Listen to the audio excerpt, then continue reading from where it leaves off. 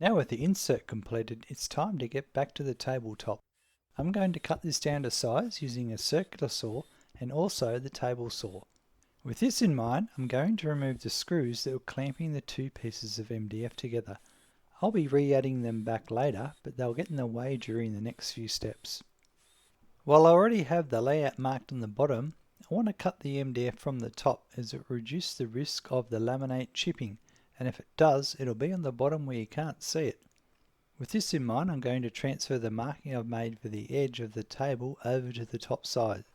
I'm going to use this brand new DeWalt circular saw that I got for free with my DeWalt thickness planer. This will be the first time I use it. After putting it together, I take it for a test cut on a piece of scrap to make sure I know how it works, and also so I can work out exactly where to place the guide so I get a straight cut exactly where I want it to be. One last thing before I make the cut, I'm putting blue painter's tape on the bottom piece. This will also help reduce any chipping of the laminate.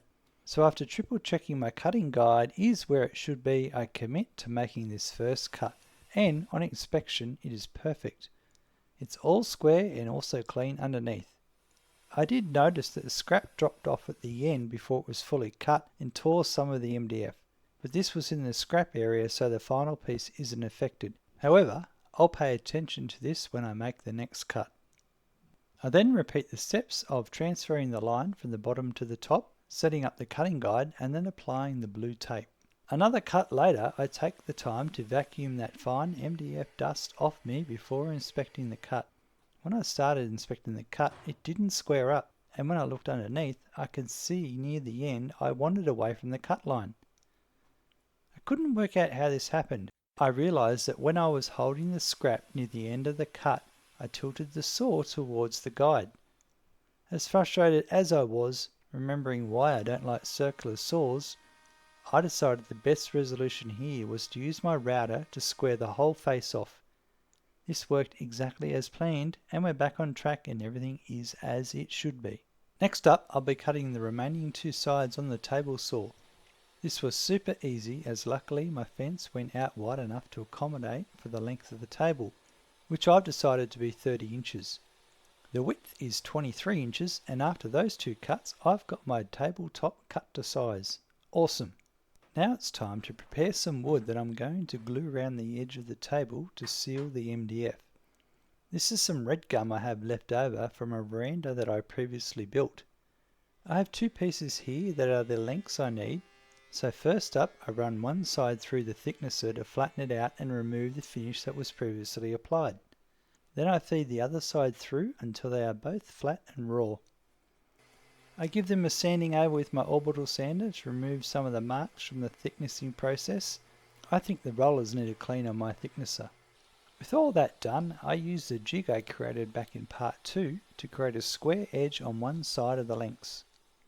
From here I can trim down the pieces of red gum. They need to be 35mm, however I'm making them slightly wider, and I'll trim the excess once they are all glued up. After a good sanding and cleaning, I'm ready to glue up one side.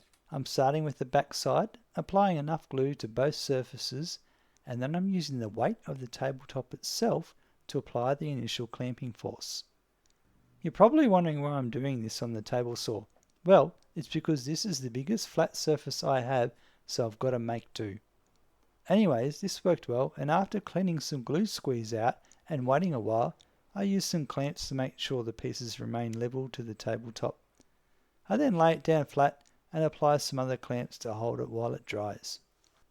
I leave this overnight, and after work the next day I check on it and it's come up great. I repeat the same process with the front edge, and then the following day it's time to do the side edges. I spent a bit of time here using a piece of scrap to make sure I cut the pieces to the exact side they need to be so they fit in nice and snug. This all went well. I decided to do both end pieces on the same night.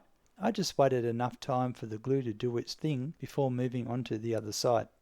The next day it's Saturday and it's time to check how it all come together. I'm very happy with the finish here. The edges are glued up and we've got some nice clean corner joints. As mentioned earlier, I made the edges a little wider than they needed to be, and you can see that here with the ruler hitting the lip. I'm going to use my router to trim this down level, so I'll make a jig up to guide it exactly along the top. Before that though, I go around the edges with my chisel, removing any excess glue, as I want to butt the jig up right against the lip of the edges. The jig I've created will allow the router to sit flat on the top, and the router bit will be the same height as the tabletop, basically the depth of the jig. However, because the jig will be lying across the edges that are slightly higher than the tabletop, I take the time to cut out some grooves to prevent those edges from changing the height of the jig. With the jig ready, I set the depth of the router bit to the correct height, then line up the jig against one of the edges on the bottom of the table. Time for the moment of truth. After one pass, everything seems okay. However, I did forget to put some blue painter's tape along the edge. From here on, all the other edges get that treatment. So I do the remaining 3 edges for the bottom side, then turn it over and repeat the whole process for the top side. I'm very happy with the result so far. Next up, I need to remove the excess from the ends of the long sides. To do this, I'm placing the tabletop vertically on top of some scrap and then clamping it down with a ratchet strap. I'm also putting some scrap on top under the strap so it doesn't round the edge. Then I use my trusty handsaw and slowly cut away at the excess, keeping the blade pressed flat against the wood as I go. This produces a very clean cut, and I'm very happy and continue on to do the remaining 3 ends. It's time for a bit of sanding now to make sure the edges are clean and level with the laminated top. Now I do know that I will be scratching the laminated top with the sandpaper, however this is just how it's going to be. Over time I'm sure the top will get more wear and tear as it is a work surface, and also this is the trade-off for using free already laminated wood I picked up from the sidewalk. I'm not a fan of sharp corners on tables, so I took this opportunity to round off the corners using my router. I decided to use the waste hole of the perspex from the insert as the template my router would follow. Some of you will already be seeing my mistake. I completely forgot about the fact that the circle diameter will get larger the further the router bit is from the template. Well, after doing the first corner and realizing this, there was no going back, so the remaining 3 corners got the same treatment. Ideally, I should have used a pattern bit with a bearing, however I didn't have one long enough, and at the end of the day I did end up with rounded corners. This is another lesson I've learned, and I'm sure there will be plenty more to come. Now it's time for the fancy stuff. I'm going to use a round over router bit to create a rounded edge all the way around the tabletop. I think I said round a lot of times then. I've got these smaller 1/4 inch bits here, and I have a collet adapter so they will fit into my 1/2 inch router collet. After my hiccup with the perspex insert, where the router bit decided to adjust its height midway through the routing, I made sure this bit was done up nice and tight. I made sure everything was working as expected by routing against the test edge first, and it's perfect. With all bases covered, I dive into routing one of the edges on the bottom of the tabletop, and everything was going great. After coming around the corner, I pull away, only to reveal to my horror a huge change in height. I can see that yet again the router bit has become loose and changed height. At this point I stop everything I'm doing, walk away and take some time to process what just happened. After an evening of contemplation, I've realized that I have 2 options. Option number 1 is to buy a 1/2 inch shank rounding bit that fits my router. This is fine, however that also means I need to buy a pattern bit as well, as the one I bought for this project is a 1/4 inch shank, and when I did buy it they didn't have a 1/2 inch in stock, so I would have to wait for a delivery. Option 2 is to buy another router that fits my 1/4 inch shank bits, and this is the option I chose. I was able to buy this bargain router for $99, and the next step up was about $300. So after putting it together, reading the manual, I take the time to get the rounding bit at the same height as before, and after a few test routes I'm ready to go. After the first pass on the bottom edge, I'm very happy with the end result. I quite like that this router came with a vacuum attachment, as I barely noticed any sawdust at all. The router continued to work flawlessly for the remainder of all the edges, and overall I'm very happy with my purchase. I'll actually be making an insert piece for this router as well, and then I can use it on the router table with all the 1/4 inch shank bits I already have. I think this comes down to having the right tools for the right job. For whatever reason, the collet reducer did not work well with my 1/2" shank router.